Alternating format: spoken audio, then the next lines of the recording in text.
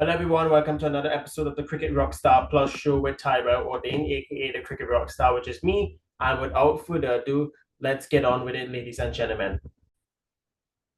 This episode will be chatting about the final two World Cup quarterfinals from the FIFA Men's World Cup in the United States, so as the first West Indies versus New Zealand one-day international played at Providence Stadium in Georgetown, Guyana.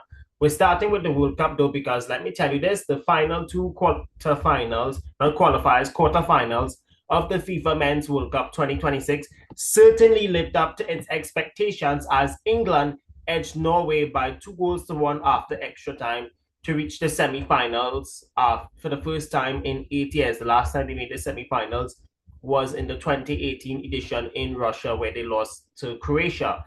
While Argentina, they had to fight very hard to defeat Switzerland by 3 goals to 1 after extra time to complete the semi-final lineup. Now, both matches featured tactical battles filled with drama, momentum swinging, so also the VAR drama and moments of individual brilliance, like for example from Jude Bellingham and then from Julian Alvarez in the Argentina-Switzerland game, which we will get to a bit later on. But by the time the final whistle had hit, England were through after their match against Norway, which was a run for their money because Norway was playing brilliant football, and you have to give a lot of respect to Erling Haaland and his team because this was their first World Cup in 28 years, and Norway, they made the whole of Europe very proud. And I mean it because they have been one of the big underdogs in this competition that honestly deserve to go all the way. You see them and Morocco, both those sides did really deserve to go all the way, but once they got those tough matchups, you know it had to come to an end at some point. Then Argentina had to be pushed to the limit by Switzerland because I find Switzerland in the last couple of matches, they have been playing excellent football. And I must admit this, Argentina, since the knockouts have begun, haven't played their best football to say the least. And I'm not a Messi, and I'm not an Argentina fan, but I respect Lionel Messi. But you see, the thing is, they always get the easy part, which I have said in a previous video. But whenever the teams get easier parts, the underdogs, let me be very honest, have been giving them a run for their money. We've seen it in the men's T20 World Cup, where teams like South Africa and West Indies gave India, the defending champions, a run for their money. Now you're seeing sides like Cabo Verde, Egypt, and Switzerland giving the Argentines a run for their money. So there's a bit of a football slash cricket equivalent I brought up there. But now the blockbuster semi-final between England and Argentina on Wednesday is expected to be a hum-dinging match for the ages. But we must start with the Norway versus England game because Norway, they honestly deserved to go through because they played excellent football. They struck first in the 36th minute through Andreas Sigel. I don't know how to pronounce this. Andreas Sigel up. He was the first one on the scoring sheet for Norway, which really stunned the Three Lions after they won the possession higher up in the pitch. Then just before halftime, England responded courtesy Jude Bellingham. He ghosted it into the box to finish calmly to make it 1-0. But that England equalizer, let me tell you all this up front, was very controversial and questionable. Why? Because the goal kick England ended up taking, ending up hitting the spider cam. Yet still, the ball wasn't declared dead. Now, under the laws of the IFAB, which is one of the international football laws, if the ball hits a non-player objective like a wire or any non-player objectives overall, play should be stopped and restarted with a drop ball. But yet still, the game went on and England ended up equalizing. Now, that goal should have been disallowed, but in the end, the referees in this World Cup, I find they have been very blind. It reminds me of the very first year of my life when it had the 2002 World Cup, and there were a lot of controversial calls back then. And now and flash forward 24 years later, a lot of controversial calls now in what has to be the most controversial World Cup I've seen. Now, people might say that this World Cup has been the best with the 48 teams, and those are understandable, but the refereeing in this World Cup has been pure shit. And I'm not saying that as negative, but it's facts. That England equalizer that Bellingham scored should have been disallowed. Then come the second half, which was an end-to-end affair, with both goalkeepers producing clutch saves, while Norway, they had another goal ruled out after a foul on the goalkeeper during the build-up.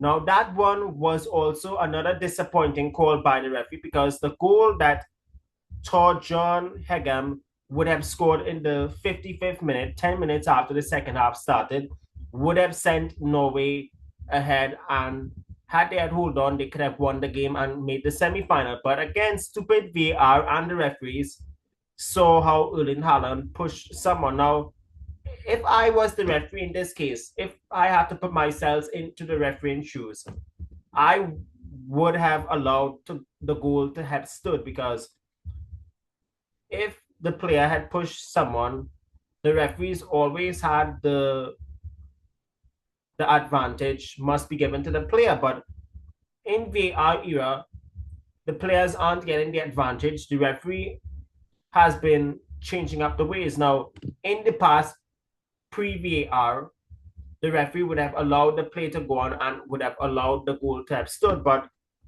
these played back things really has destroyed the image of football.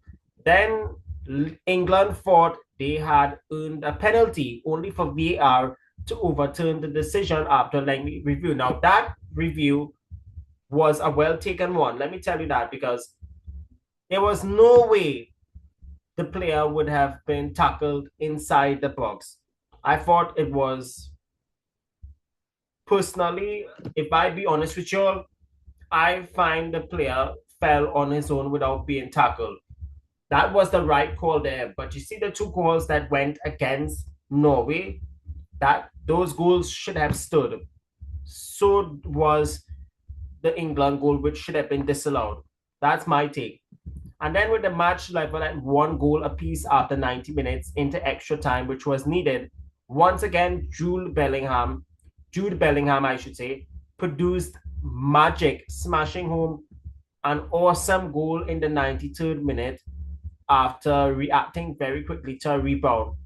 Then England, for the rest of the way, defended resolutely, surviving Norway's late pressure to book their place in the last four. Now, England knows for a fact they have 2 more games. Whether they win or lose the semi-final, they'll either have to play the 3rd place or the final, whether they win or lose in any way. So they have 2 more games rather than being on the flight home. But at the same time, you have to feel sorry for Norway, though, because the calls that went against them, I find, were very harsh. And then referees themselves are being on crack. That's all I want to say. The refereeing, once again, needs to be under the microscope and to be questioned, especially with those biased calls against the Norwegians, which I find were very harsh and tough calls at the same time. Moving on to the final quarterfinal between Argentina and Switzerland. That match had drama, poor calls against the Swiss, and a red card which shouldn't have never been given in the first place. We will get to that in a bit. Argentina, they drew first blood in the 10th minute when Alexis McAllister powered home a header from a Lionel Messi corner. And from there, Switzerland kept their composure, and they really had to push the Argentines to the full limit, because their defense was rock solid all the way. Then they kept their composure and found a well-deserved equalizer in the 67th minute through Dan Endoli, which forced the Argentines to go on the back foot by the defense. But the major controversial point arrived just minutes after, when Breel Embolo received a second yellow card after VAR upheld a referee's decision for simulation inside the penalty area. Now, you see that call? Let me tell you something. That call was absolute BS because this is the part where I want to jump in. Why I said it's BS, it's because it was a total stupid call from the referee and VAR. Why? Because there was a complete clear foul by the Argentine leading up to the build-up. Then why would you go to the VAR to claim simulation and send off the Swiss guy? You have to feel sorry for Breel Embolo, even though he already had a yellow card to his name. But at the same time, it was foolish, a bunch of baloney and dumminess from the referee and VAR. But at the same time, if I was Embolo, try to avoid another yellow to avoid being sent off. And this goes back to one of the earlier games in the tournament where one of the Paraguayan players was handed a yellow card for this simulation thing. You don't see simulation in video games, though. Why it's happening in the real world, we'll never know.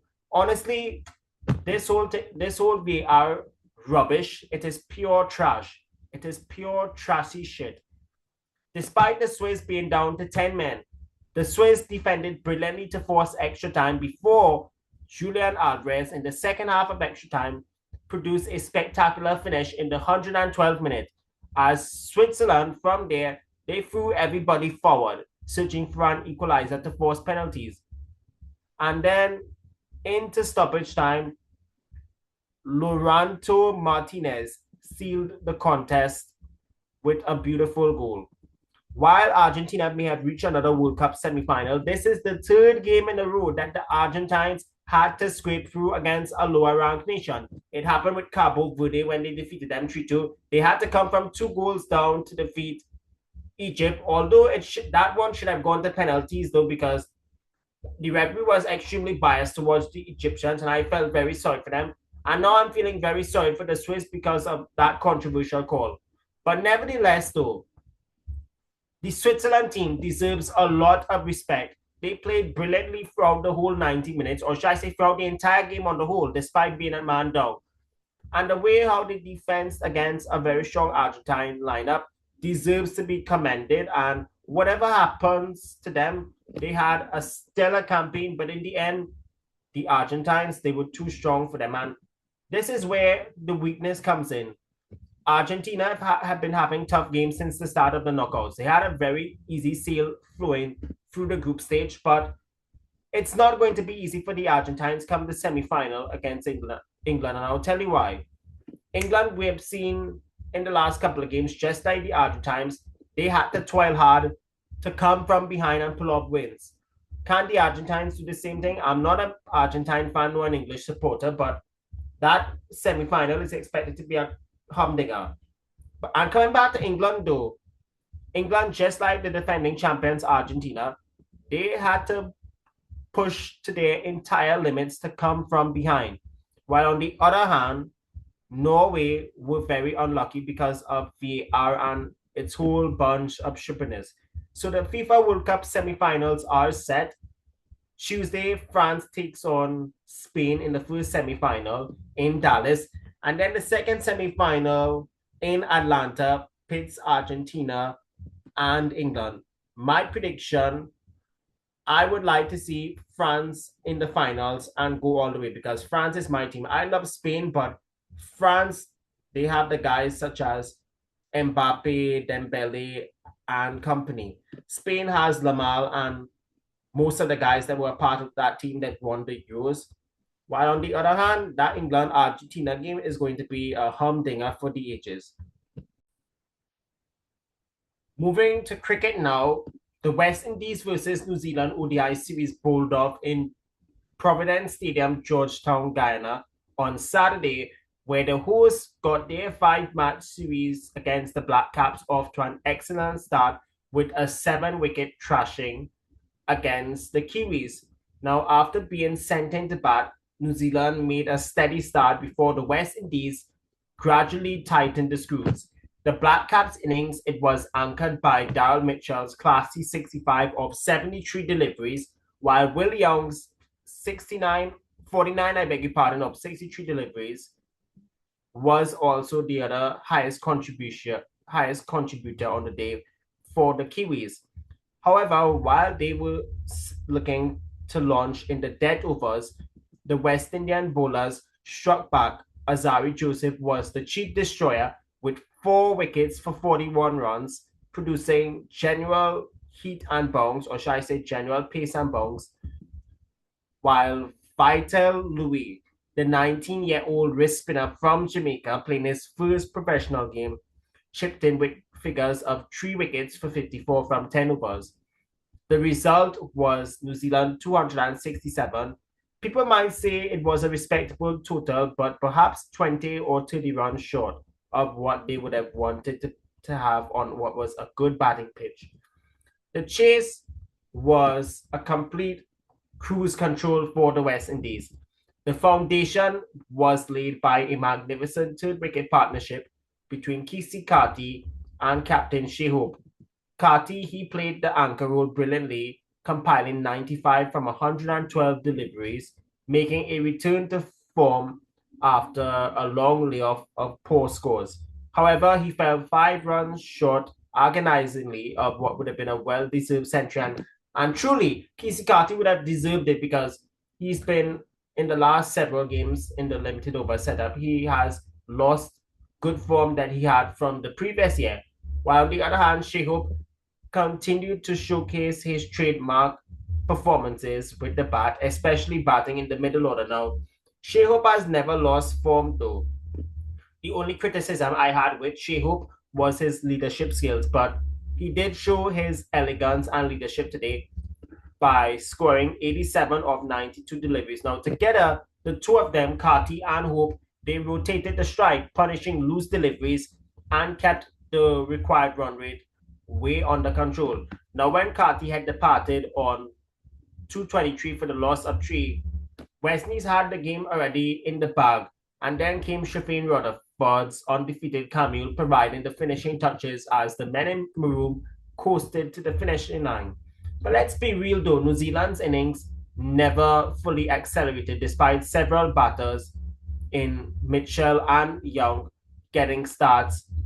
But the others failed to carry on the platform that the two of them had set up. While on the other hand, the West Indian bowlers consistently picked up wickets in crucial intervals, preventing a late surge from the Kiwis. But I want to talk about the 19-year-old Vital Lois. The Jamaican is playing his first professional cricket match, or should I say his first international game / first professional match. He was the talk of the town today because he had an outstanding debut. And furthermore, a lot of people have been talking about the lack of wrist spinners. I think West Indies have finally found a wrist spinner that they really need to take care of for the long term. Now, he was a part of the team that did play the 3-match ODI series against Sri Lanka, which was affected badly by the rains, but he was in the team as a development player. Then a few weeks later, makes his professional debut and was the star of the show. And this is why I'm saying right now, he is a future star. I've watched footage of him last year when his name started circling around on social media for his mischievous tricks as a wrist spinner. Did superbly well against England, and he was the leading wicket taker for the West Indies under-19 at the under-19 World Cup in Zimbabwe and Namibia this year.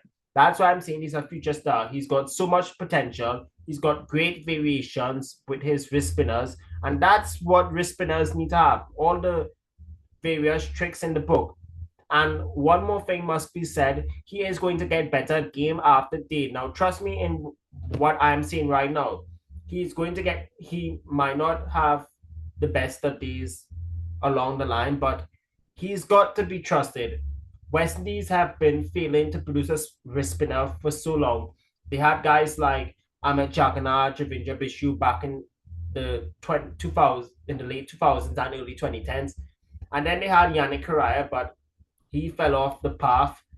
But the fact of the matter is, they found one and they need to handle him properly for the long term rather than wasting him by keeping him on the sidelines and playing guys like Moti and chase game after game, because he can come on, get those occasional breakthroughs and can surprise batters with his mysterious tricks. But coming back to the West Indies batters now, when they were batting, the turning point obviously was that massive third wicket stand between Cartier and Hope, which I did talk about already, and that literally put the game to rest, and they knocked the hell out of the Kiwi bowlers. But the problem with the Black Caps was in today's game was they struggled to get crucial breakthroughs. They had guys like Jaden Leonard and Michael Bracewell onto the attack, but the Windies batters, they kept their foot on the right track and on the right gas and never allowed the scoreboard pressure to build. Furthermore, this series is very critical for the West Indies team as the men in maroon are currently 10th on the ICC ODI rankings for the men. And as far as rankings are concerned, if they don't reach a ranking of 9th place or higher by the 30th of March 2027, for the third time in a row, they will have to go through the Cricket World Cup qualifiers. And I'll tell you this right now, it would not be easy for them neither, because in the last qualifiers, they were exposed badly. But the associate teams, they are playing much more better than West Indies and are getting more exposure. One of West Indies' problems is they just don't get to play enough ODIs, and that is the truth. When is CWI going to wake up and try and organize more ODIs rather than planning meaningless T20s? The next T20 World Cup is in Australia, while the next ODI World Cup is in South Africa, where South African pitches are well known to be fast and bouncy tracks. But nevertheless, when that time comes around, they could well be exposed again. And that's all the time I have for this late night episode of the Cricket Rockstar Plus show for all things football and cricket. Remember to follow me on all of my social media platforms for everything cricket and football. And until the next show, and until the next time we get together, this is Tyrelle Audain, your handsome cricket rock star, who is getting famous day after day by meeting celebrities. And until we meet you all again, take care, be good, be cool, stay frosty, and always remember the most important thing to do is have love. Bye bye for now.